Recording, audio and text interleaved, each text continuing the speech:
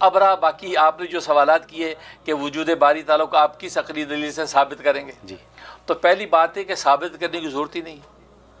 ثابت اس چیز کو کیا جائے کہ جو موجود نہ ہو. جو چیز پہلے سے موجود ہے اس کو ثابت کرنے کی ضرورت کیا ہے؟ ہاں البتہ اس کو ظاہر کرنے کی ضرورت ہوتی ہے، ثابت کرنے کی ضرورت نہیں ہوتی. اچھا، اللہ تبارک و تعالیٰ تو ہر ایک کی فطرت کے اندر موجود ہے. اس کا اللہ کے وجود کا اقرار تو ہر ایک کی فطرت اور عقل کا حصہ ہے. اس کو ثابت نہیں، اس کو ظاہر کرنے کی ضرورت ہے. اس لیے کہ اللہ تبارک و تعالیٰ کا نام الظاہر بھی ہے، تو لہٰذا الظاہر جو ہے، اس الظاہر کے جو صفاتی نام کا اجلال جو ہے وہ اس کے اوپر ڈالنے کی ضرورت ہے جو الباطن کے اجلال کے اندر پھنسا ہوا ہے. اچھا، کیونکہ ایتھیسٹ جو ہے، ایتھیسٹ کے لیے وہی اللہ الباطن ہے. الباطن کو ہمارے چھپا ہوا. تو ایتھیسٹ جو ہے وہ اپنی بد عقلی کی وجہ سے یہ سمجھ رہا ہے کہ اللہ تبارک و تعالیٰ موجود نہیں ہے، حالانکہ اس کی فطرت کی آواز ہے کہ خالق موجود ہے. فطرت کی آواز ہے، لیکن اس کو اس کی وجود ہونے کی، اس کی ایگزسٹ کا احساس نہیں ہے. وہ الباطن جو اللہ کا نام، اس کا اجلال اس کے اوپر پڑا ہوا ہے، اس لیے اس کو پتہ نہیں چل رہا. اب کیا ہے، اب اس کے اوپر الظاہر کا اجلال ڈالنے کی ضرورت ہے تاکہ پتہ چل جائے وہ ذات اتنی ظاہر ہے کہ کائنات کے ذرے ذرے سے ظاہر ہو رہی ہے. صحراؤں کے ذرے گواہی دے رہے کہ وہ ہے، بے شک، فضاؤں کے نباتات کے پتے گواہی دے رہے کہ وہ ہے، آسمان کی بلندیاں زمین کی وسعتیں گواہی دے رہی کہ وہ ہے، پانی کے روانی اور دوڑنے والے جراثیم تک اس کے گواہی دے رہے کہ وہ ہے. تو وہ ہر چیز اس کی خالقیت کا اقرار کر رہی ہے. لہٰذا وجود باری تعالیٰ کو ثابت کرنے کی نہیں، ظاہر کرنے کی ضرورت ہے. جیسے مفتی شمائل ندوی صاحب نے اس کو ظاہر کر دیا اور بتا دیا کہ ہاں جی وہ خدا ہے، ایگزسٹ کرتا ہے. خیر، تو اس لیے جو اس کو ظاہر کرنے کی ضرورت ہے، اس کو کرنے کی ضرورت نہیں. کیوں کہ میں نے جیسے کہا کہ اس کی انسان کی فطرت ہے. کیونکہ ایک بات یاد رکھیں، ہماری ساری جو زندگی ہے یہ اثر اور مؤثر پر چلتی ہے، سبب اور مسبب پر چلتی ہے، علت اور معلول پر چلتی ہے. جب کوئی اثر ہمارے سامنے آتا ہے اس اثر کو دیکھ کے ہم اس کے مؤثر تک پہنچتے ہیں. جب کوئی مسبب دیکھتے ہیں اس کے سبب تک پہنچتے ہیں. ایسے ہی جب کوئی معلول دیکھتے ہیں اس کی علت تک پہنچتے ہیں. ٹھیک ہے نا؟ تو یہ ہماری زندگی اثر اور مؤثر پہ ہے. تو مثلا یہ ایک ٹیبل ہے، اب یہ ٹیبل سے ہمیں اس کا رنگ آنکھوں سے نظر آ رہا ہے، اس کی موٹائی آنکھوں سے نظر آ رہی ہے، اس کی نرمی سختی چھونے سے ہمیں نظر آ رہی ہے. لیکن یہ بنایا کس نے ہے؟ کسی نے تو بنایا ہے نا.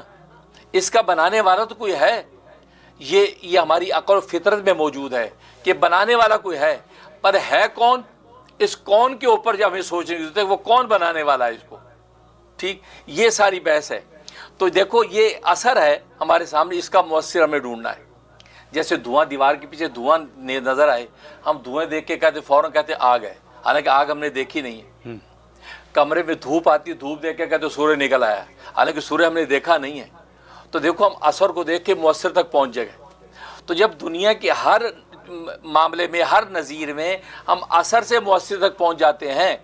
اب جیسے ایک انسان سامنے آیا، انسان کو دیکھتے ہم سوچتے یار اس کا کوئی ابا ہوگا. اس کے ابا کو دیکھا تو سوچا یار اس کا بھی کوئی ابا ہوگا. تو اس کو دیکھ کے، بچے کو دیکھ اس کے ابا کی طرف ہم پہنچ گئے. وہ اثر ہے اور ابا اس کا مؤثر ہے. تو اثر سے مؤثر تک ہم اپنی عقل سے پہنچ گئے، ہم بھی فطرت سے پہنچ گئے. بالکل اسی طریقے سے یہ پوری کائنات کو دیکھ کے اس کائنات کے بنانے والے تک پہنچنا ہم پر لازم ہے، کیونکہ کائنات اثر ہے، بنانے والا مؤثر ہے، ایسے ہی اور وہ خدا ہے. ٹھیک، تو اس لیے اثر اور مؤثر پر ساری کائنات چلتی ہے. لہذا ہماری فطرت کی آواز یہی ہے کہ خالق ہے. تبھی قرآن کریم میں اللہ تبارک و تعالی نے فرمایا قل، اے پیغمبر کہہ دیے، هو اللہ احد، وہ اللہ ایک ہے. وہ کون اللہ؟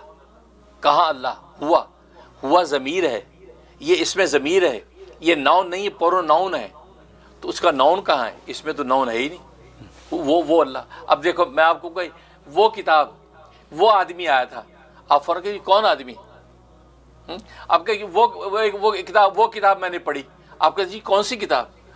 تو یہ تو ایک وہ آپ اس ضمیر سے ناؤن تک پہنچنا چاہیں گے نا کہ یہ کون آدمی.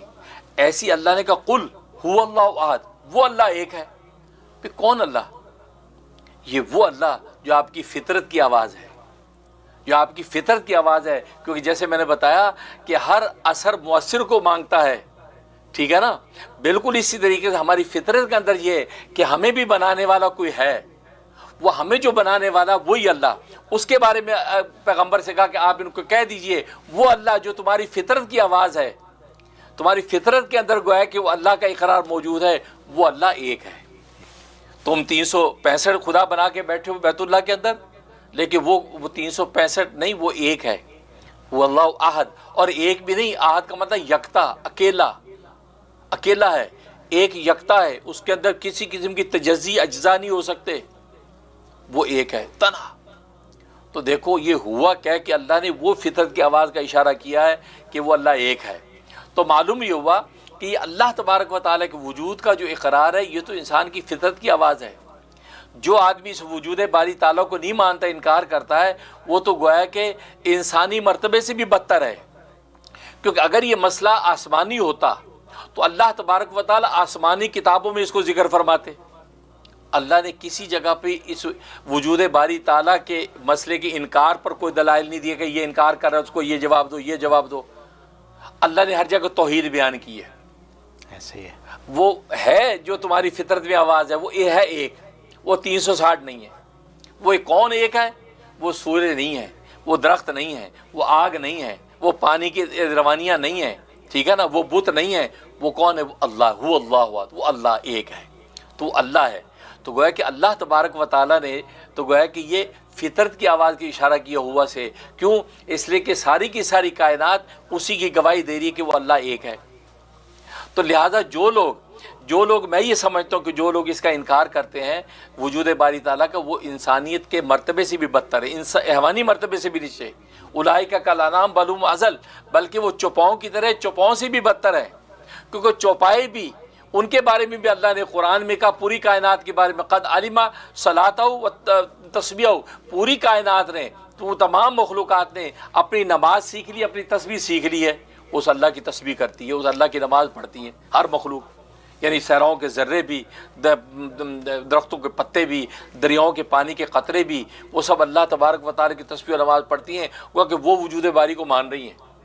اور یہ ایتھیسٹ, یہ جو انکار کر رہا ہے, یہ گویا کہ ان حیوانوں سے بھی بدتر ہے کہ وجود باری کا انکار کر رہا ہے. کیونکہ وجود باری کا انکار کرنا یہ انسانی مسئلہ نہیں بلکہ حیوانیت سے بھی بدتر بات ہے, بدتر بات ہے. کیونکہ اگر یہ انسانی مسئلہ ہوتا اللہ قرآن میں اس کا ذکر کرتے. اللہ تبارک و تعالیٰ اپنے وجود کو ثابت کرنے کے لیے اس کے اوپر عقلی دلائل دیتے, اور انکار کرنے والوں کی نفی پر دلائل پیش کرتے. نبی کریم صلی اللہ علیہ وسلم جو ہے وہ اس کے بارے میں عقلی دلائل سے اس کی نفی کرتے. یہ ذکر ہی نہیں کسی کتاب میں, ہر جگہ توحید کا ذکر ہے. اس کا مطلب ہے کہ وجود باری تعالیٰ ایک فطرت کی ایسی آواز ہے کہ جس کا انکار ممکن ہی نہیں ہے, کوئی کر ہی نہیں سکتا. لہذا انڈرسٹوڈ ہے, اس لیے اس پر کوئی بات ہی نہیں کی گئی. ہاں توحید پر بات کی گئی کہ وہ جو اللہ وہ ایک ہے, وہ ایک سے زیادہ نہیں ہے.